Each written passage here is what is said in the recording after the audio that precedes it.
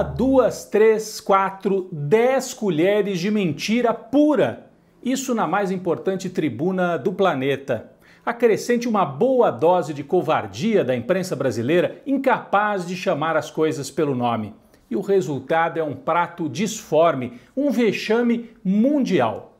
A receita da semana inclui também sinais ruins na economia, um governador atingido na cabecinha pelo impeachment e algumas pitadas das pesquisas municipais para a eleição de novembro.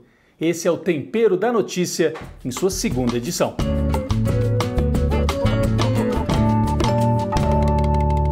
A última semana começou assim. Uma jogadora de vôlei de praia, ao receber a medalha, fez uma declaração de improviso, um gesto político que chamou a atenção de todo o Brasil.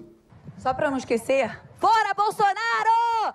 A Carol Solberg, é o nome da atleta do vôlei de praia, foi muito hostilizada nas redes sociais pelos bolsonaristas por ter dito essa frase simples. Foi hostilizada também pela Confederação Brasileira de Vôlei, diz que ela não podia se pronunciar politicamente. O curioso é que nas eleições de 2018, vários atletas do vôlei de quadra, do masculino, fizeram a foto com a arminha, declararam voto no capitão.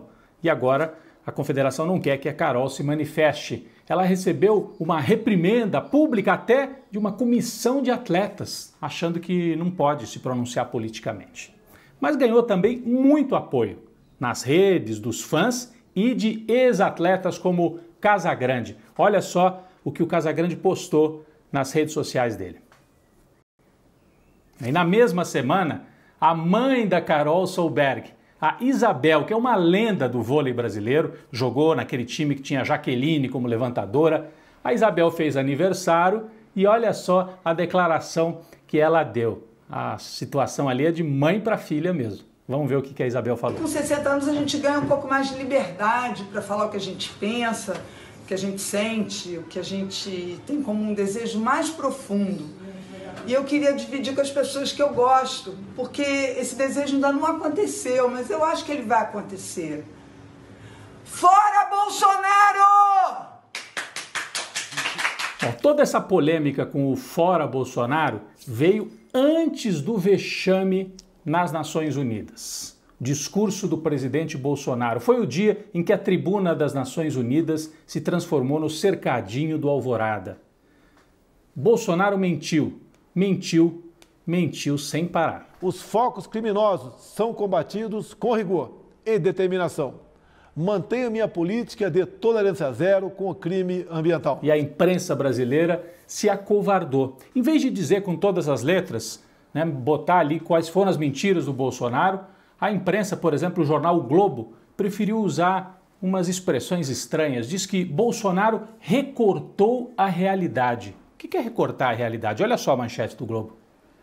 Incrível. Mas é assim que o Bolsonaro vai avançando, né? As pessoas não chamam pelo nome o que deveriam chamar. O Bolsonaro, lá na ONU, mentiu. Mentiu muitas vezes. Mentiu ao dizer que repassou $1.000 para as pessoas que precisaram de auxílio emergencial. Quem faz a conta sabe que não chega nunca a $1.000. Diz que caboclos e índios, foi a expressão que ele usou, foram responsáveis pelas queimadas na Amazônia. Olha, só transferindo a responsabilidade para aqueles que cuidam, muitas vezes, da floresta.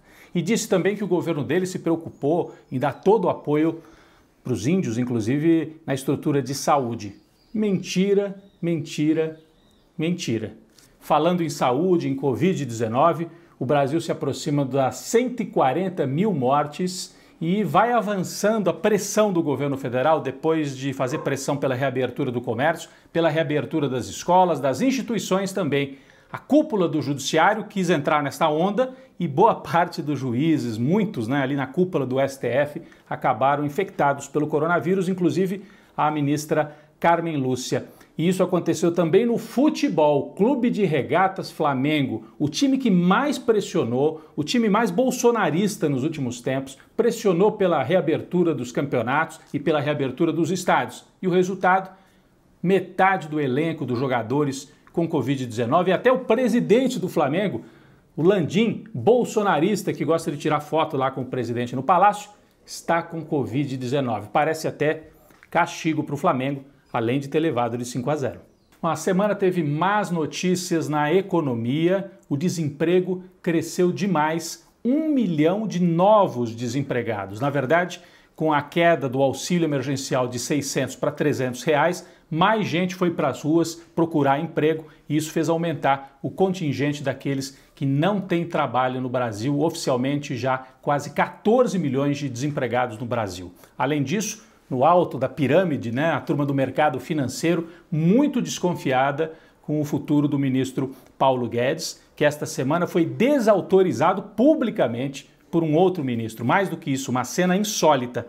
Paulo Guedes dava entrevista coletiva e de repente foi puxado pelo braço pelo general Ramos e foi tirado da entrevista para que não continuasse falando sobre o assunto que não interessava para o governo, a criação da CPMF. Então Paulo Guedes cada vez mais fraco, uma cena muito estranha.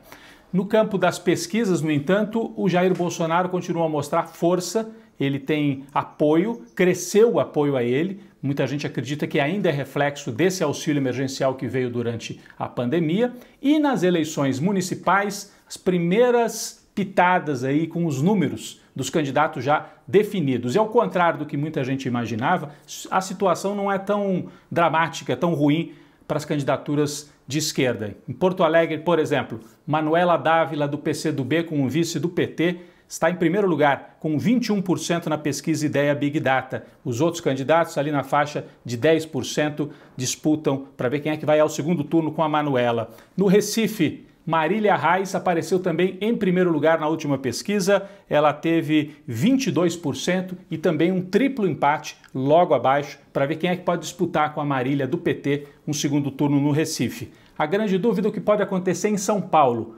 Datafolha esta semana mostrou, em primeiro lugar, Russomano com 29%, Covas, o atual prefeito, com 20%, Boulos, do PSOL, com 9%, Márcio França, 8% e o candidato do PT, Gilmar Tato, com apenas 2%. Lula ainda não entrou na campanha, as pesquisas mostram que Lula tem muita capacidade de transferência de voto na capital paulista. Gilmar Tato provavelmente, com o início da campanha, vai subir e vai embolar aí com Boulos e com Márcio França e eles vão disputar quem é que pode ir ao segundo turno, tirando talvez Covas, para disputar com Russomano. Russomano que em várias eleições começa lá em cima e despenca. Dessa vez, muita gente acredita que ele vai ter uma candidatura um pouco mais sólida, porque tem apoio do bolsonarismo e dos evangélicos de Edir Macedo. As próximas semanas vão ser mais quentes, cada vez mais quentes, em relação às eleições municipais.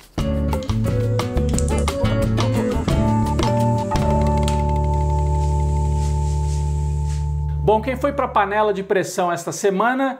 Um governador que prometia atirar na cabecinha. Vocês se lembram? Wilson Witzel, logo que foi eleito para governador no Rio de Janeiro, prometeu uma política de segurança pública de extermínio e colocou em prática esta política.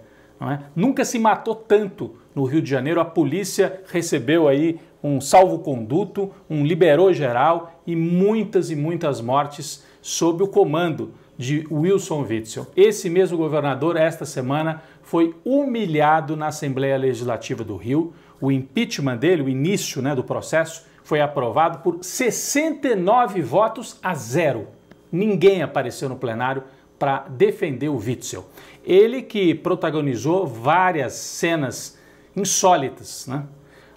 Ainda na campanha, participou daquele ato de quebrar a placa com o nome da Marielle Franco, mostrando que ele era da extrema-direita, que a Marielle, ele quis matar a Marielle uma segunda vez, a impressão era essa, né? Quebrar a placa da Marielle Franco. Depois, já como governador, sobrevoou várias comunidades de helicóptero, fuzil na mão, como se fosse um Rambo.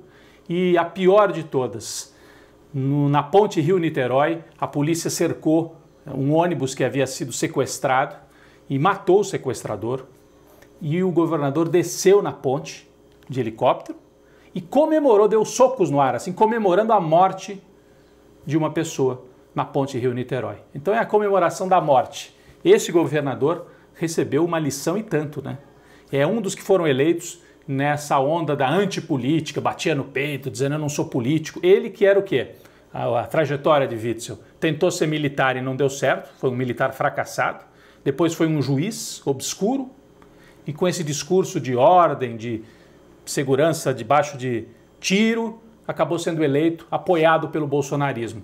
Logo que eleito, rompeu com Bolsonaro, se lançou candidato a presidente da República completamente fora da real e acabou humilhado, com menos de 2 anos de mandato, afastado. Certamente vai ser aprovado, talvez até por unanimidade, o pedido de impeachment de Wilson Witzel.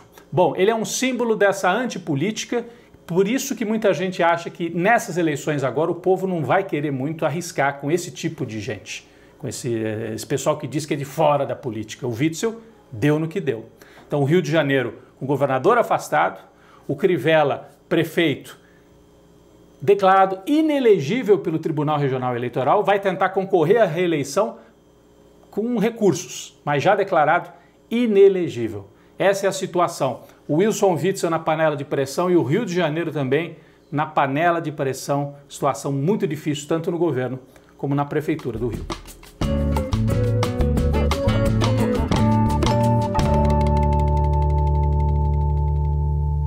Bom, para encerrar hoje, em vez de oferecer um cafezinho, eu vou oferecer uma sobremesa. Então, uma dica, né, de uma série para a gente assistir na televisão, até para quebrar um pouco, porque é muita notícia ruim. Uma série que está na Netflix e o interessante é uma série que vem da Turquia, O Grande Guerreiro Otomano. Esse é o nome da série, que é escrita por turcos, os atores são da Turquia, a direção também de turcos. É uma mistura de aventura e história. Se passa no século XIII, a tribo dos Caís, que foi a tribo que de certa maneira deu origem depois ao Império Turco Otomano, que teria muita importância até o século XX, né? Então, o pessoal que se originou ali da região onde hoje é o Irã e se espalhou pelo Oriente Médio. Turcos muçulmanos. O personagem central é Ertuğrul. Ele se envolve numa série de intrigas, de disputas e também de romance. De um lado, o sultão, o emir, né? De outras áreas ali dominadas pelos árabes, e de outro lado os cristãos, que eles chamam de cruzados. E isso é que eu achei interessante. Nos últimos anos os muçulmanos são tratados no cinema e também na imprensa como a grande ameaça ao Ocidente. E nesta série é o contrário. Os cristãos, os cruzados, é que são a grande ameaça, porque eles são hipócritas, eles são violentos, eles são ardilosos. São os demônios, né, mostrados nesta série turca. Mas tudo isso é assim, é o que está por trás da história. É uma série também que você pode ver sem ficar pensando muito e para se distrair, uma direção de arte, figurino, belíssimos. Vale muito a pena, precisa ter fôlego, porque são 4 temporadas. Fica aí a dica, O Grande Guerreiro Otomano. E a gente então vai encerrando por aqui. Semana que vem tem mais Tempero da Notícia.